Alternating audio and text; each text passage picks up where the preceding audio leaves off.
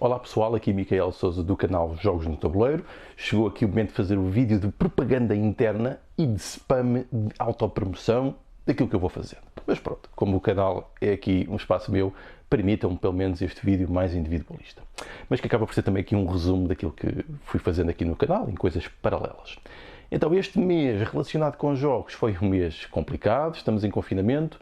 não andei a fazer muitos protótipos nem experiências, porque não é possível. Portanto, foi muito dedicado à escrita de artigos, reformulação de artigos, correções, projeções de novos projetos, reformulações de coisas, debates, esse tipo de coisas. Portanto, foi bastante dedicado a isso, vários artigos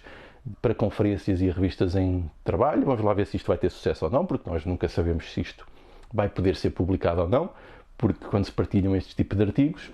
têm de ser sólidos, temos de ter dados, eles são revistos por pares, ou seja, por outras pessoas da área, e nem sempre eles têm a qualidade suficiente para serem publicados. Portanto, eu gostava de reforçar aqui isto, porque por vezes tem-se a noção de que isto é tudo muito fácil e direto, e não é complicado. Lamentações à parte, vamos passar para aquilo que é mais importante. Então o que é que eu fui fazendo outras coisas? Foi também um mês de confinamento, eu tenho normalmente o hábito de ir dando algumas aulas e formações, portanto isso também teve de ser reformulado. Portanto, algumas das coisas que ia fazendo, especialmente aqui no projeto das Academias da Gulbenkian, que é uma coisa que se manteve a funcionar ainda apesar destas limitações, e de outras aulas também que fui fazendo, embora não tenha certeza se foi alguma este mês, tenho andado a fazer testes de passagens de algumas dinâmicas de jogos de tabuleiro, coisas associadas para ambientes online, em que tenho usado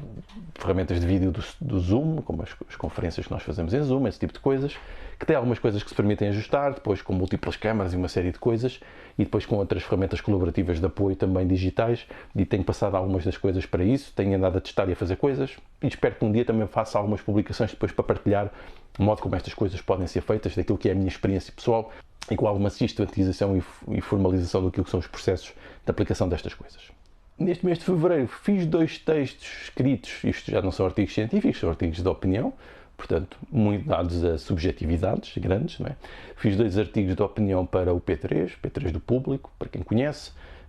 este projeto online associado ao público, mais para temas, digamos, irreverentes ou mais paralelos.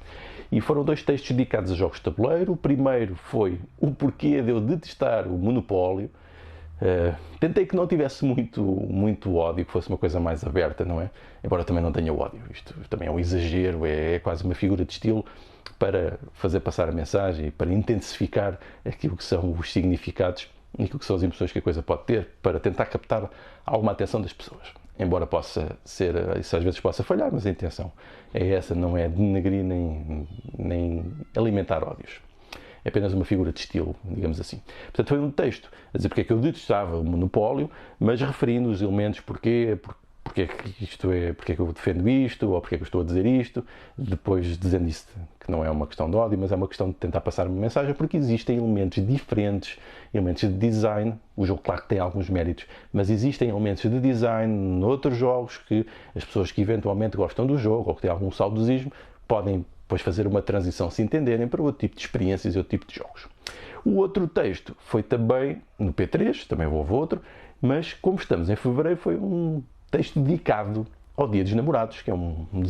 dos eventos importantes, ou das datas importantes, embora tenha muito lado consumista, das datas importantes deste mês de fevereiro. E assim lembrei-me de criar algum texto sobre aquilo que podem ser as experiências de jogos de tabuleiro para 2, uma vez que se calhar íamos estar confinados, e mesmo para quem queira celebrar o amor a 2, com a sua cara metade, que podia precisar de algum tipo de sugestão, ou podia querer algum tipo de sugestão, e eu lembro de fazer sugestão de jogos que podem ser jogados a 2 com boas experiências, dividindo em vários tipos, desde os jogos sexuais, começando com esse tipo de opção, porque é uma opção válida. E curiosamente, um vídeo que fizemos a brincar aqui sobre o jogo Duelo na Cama, que é um jogo destes sexuais, até é o vídeo mais visto aqui do canal, portanto deve haver interesse para isso. Mas pronto, começando por esses, mas depois entra no outro tipo de jogos que proporcionam experiências que podem ser interessantes para 2 jogadores. Isto aqui também pensa no perfil das pessoas, dos jogadores, mas também no perfil ou no tipo das relações. Pensando nos vários tipos de relações, porque as pessoas são todas diferentes e as relações também, e podem haver relações em que as pessoas gostem de experiências mais para refletir sobre emoções, sobre situações, ou queiram uma coisa mais tática e estratégica, em que estão a tentar resolver problemas, e tentei referir a alguns dos jogos que podem proporcionar este tipo de experiências que funcionam bem a dois jogadores. Basicamente o texto foi sobre isso. A convite do João Aveiro para o seu blog, respondi a algumas das perguntas que me colocou, criando aqui um debate entre os dois, está escrito. Também parece um projeto interessante este do João, de ter este blog e para partilhar algumas coisas escritas sobre este nosso hobby dos jogos de tabuleiro. Foi outra coisa também que gostaria de assinalar. Este mês consegui fazer 2 tutoriais e análises, que são sempre os vídeos mais trabalhosos de fazer,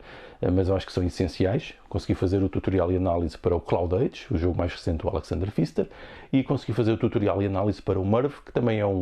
digamos que é um Eurogame, entrando nesta estética dos Eurogames, que também é interessante, tem alguns elementos curiosos, interações, o modo estético como está feito, o modo como aborda o tema, portanto podem ver também esse tutorial e análise. Fiz um vídeo sobre os Kickstarters, era um vídeo que eu andava para fazer há algum tempo, mas agora que já tenho experiência suficiente de ter participado em vários, de ter envolvido naquilo que é cada projeto Kickstarter, a tentar investigar um pouco mais sobre isso, mas partindo de muitas experiências pessoais,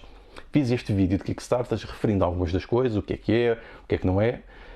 Esqueci-me de algumas coisas, esqueci-me, por exemplo, da importância dos stretch goals, que é uma coisa que, basicamente, quando entramos num Kickstarter, consoante a quantidade de pessoas que vão apoiando e o dinheiro que vai sendo desbloqueando, vão-se desbloqueando níveis. Isto é quase um processo de gamificação em que os níveis vão alimentando o interesse das pessoas em querer, às vezes até chamar outras pessoas para apoiar, para libertar esses níveis que dão mais coisas, mais peças para o jogo, mais variantes, componentes melhores, etc. Mas imensas coisas. Mas depois também partilhar aquilo que são uma tendência atual, que muitas pessoas estão a optar, que é fazer as campanhas em grupo para fazer reduzir os preços. Portanto, fala um pouco de tudo isto, do efeito do fear of missing out, o medo de ficar de fora, depois nos leva às vezes a comprar jogos que se calhar não faziam sentido, ou às vezes aproveitar as oportunidades de jogos que nunca vão sair fora do Kickstarter. Essas coisas todas associadas ao mundo do Kickstarter, que tem sido tão importante para os jogos de hobby, para os jogos, digamos, estes jogos mais direcionados para públicos especialistas que querem certo tipo de coisas muito concretas. Voltei aos tops, fiz um vídeo para voltar aos tops de mecânicas e mecanismos, embora vou começar a optar cada vez mais o termo mecanismos e depois espero no futuro poder explicar porquê com algumas bases mais sólidas, ando a trabalhar nisso. E foi para o mecanismo do Deck Builder, que é um mecanismo muito interessante, muito próprio dos jogos de hobby, que foi beber muito dos Collectible Card Games, o Magic the Gathering e outros semelhantes que depois surgiram e que depois foi transposto para o mundo dos jogos de tabuleiro, um mecanismo importante e muito interessante e que tem permitido fazer muitas abordagens específicas a novos designs e criar novas experiências para os jogadores através de uma coisa que provavelmente não seria tão óbvia, mas que consegue ser feita através da construção de um baralho de cartas. Aconteceu uma coisa absurda, que foi repetir um vídeo da rubrica Versus entre 2 jogos, do Teotihuacan e do Tzolk'in. Repeti isto sem querer, depois só me apercebi depois, mas deixei divulgar o vídeo na mesma, deixei colocar na mesma, mas ninguém disse nada. Portanto, aí está um sinal que ninguém anda a ver os vídeos. Portanto, muito frustrante aqui para mim, mas eu vou continuar na mesma. Mas é engraçado, depois até tenho uma forma de comparar aquilo que foi uma opinião entre 2 jogos, em 2 períodos de tempo diferentes, e até dá para fazer alguma relação sobre alguma coisa que tenha mudado, entretanto. Foi um mês em que deu para fazer 2 conversas. Deu para fazer uma conversa com a Beatriz Vieira e o David Rodrigues, aproveitando que era o mês dedicado ao amor e aos namorados, e porque são 2 amigos, também do mundo dos jogos de tabuleiro, que eu sei que os jogos teve uma parte importante a desenrolar naquilo que é a sua relação amorosa. Portanto, acho que foi uma boa maneira de partilhar aquilo que pode ser também um modo de estabelecer relações profundas entre as pessoas, que podem chegar mesmo ao nível do amor e do criar uma relação amorosa, em que os jogos podem desempenhar um papel importante. Portanto, acho que foi uma conversa interessante. Depois houve também uma conversa com o Bruno Dias, em que tivemos aqui a oportunidade de refletir entre aquilo que é o mundo dos jogos digitais, uma vez que ele é um profissional da área, e os jogos analógicos, uma vez que ele também é um jogador de hobby, e nem sempre nós conseguimos encontrar a mesma pessoa que consiga abordar os 2 temas de um modo tão profundo, e acho que foi uma conversa muito interessante por aí, e que nos permite refletir sobre a própria indústria e o próprio hobby e fazer algumas futurologias. Vamos ver se conseguimos acertar em alguma. Depois houve uma nova rúbrica que eu lancei, que são os vídeos das alternativas.